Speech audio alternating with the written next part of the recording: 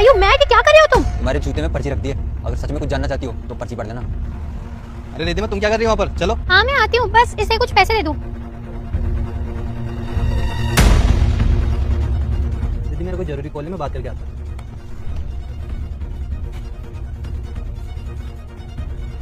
अगर अपने पति की सच्चाई जानना चाहती हो तो शाम को बड़े पार्क के सामने आ जाना।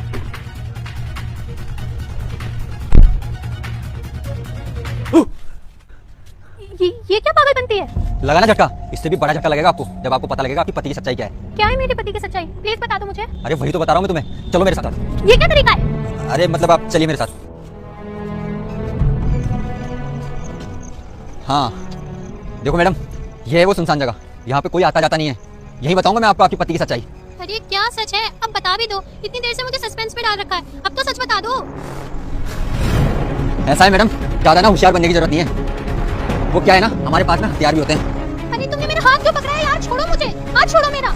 एक बात बताऊं तुम्हें, तुम्हारे पति की है ना कोई सच्चाई वच्चाई नहीं है। वो क्या है ना, मैं तुमको रोज तुम्हारे पति के साथ जाता हुआ देखता था और तुम हमें बहुत खूबसूरत लगती थी। और आज जाके मुझे मौका मिला है तुम्हें इस शमशान जगह पे लाके तुम्हारा फायदा उठाने का। क्या तुमने इतना बड़ा झूठ बोला मुझसे, अपने जाल में फंसाया? तुम्हें पता भी है कितना बड़ा क्राइम कर रहे हो तुम? चुप रह, मैं किसी से नहीं डरता। और वैसे भी एक ना एक दिन तो सबको मरना है, तो क्यों ना अपनी ख्वाहिशों को पूरा करके ही मारा जाए। मुझे बताया तूने किसकी बीवी से पंगा लिया है? मैं यहाँ का आईपीएस ऑफिसर हूँ। साहिल, अच्छा हुआ तुम यहाँ पे आ गए, वरना ये तो मेरे साथ पता नहीं क्या क्या करने की कोशिश कर रहा था। लेकिन एक सेकंड, तुम्हें कैसे पता मैं यहाँ पे हूँ? जब तुम गाड़ी से उतर कर घर जा रही थी ना, तो पर्ची मुझे गाड़ी में मिली।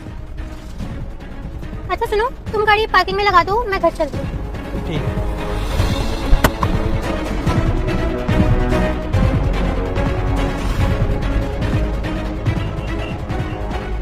अगर अपनी पति की सच्चाई जानना चाहती हो तो शाम को बड़े पार्क के सामने आ जाना। ये कौन है जो मेरी वाइफ को मेरे खिलाफ भड़का रहा है? उसके बाद मैंने उस चिट्ठी में सब कुछ पढ़ लिया। रिद्धिमा, तुम्हें किसी और पर भरोसा करने से पहले अपने पति पर भरोसा करना चाहिए था। अरे तुम्हें मेरे ऊपर शक था तो कम से कम मुझसे बात तो करती।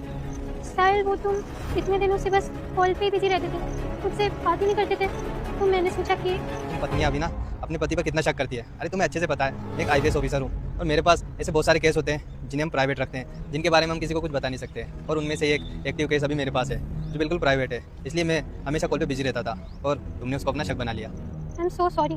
तुम ठीक कह रहे हो, मुझे तुम पे शक नहीं करना चाहिए था। अगर आज तुम अभी नहीं आते तो पता नहीं कि मेरे साथ क्या कर लेता, लेकिन अगर मैं तुम पे शक ही नहीं करती तो आज ये सिचुएशन ही नहीं होती। प्लीज मुझे माफ कर दो साहिल। कोई बात नहीं रिद्धिमा, ऊपर वाला जो करता है अच्छे के लिए करता है।